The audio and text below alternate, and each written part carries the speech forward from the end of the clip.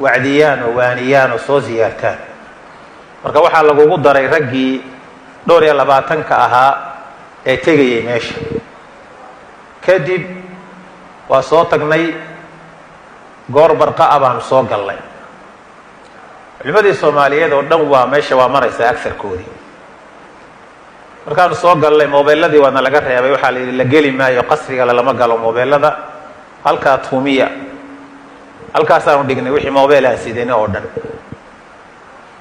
qasrigii baan galnay. dadkii u sarreeyay nidaamka meesha ka dhisan ayaa fadhiya. madaxweynihii baa fadhiya muuse, ku-xigeenkiisii baa fadhiya Zaylici, ra'iiskii baarlamaanka Cabdirasaaq baa fadhiya, wasiirkii awqaafta Khaliil xilligaa joogay baa fadhiya, wasiirro kale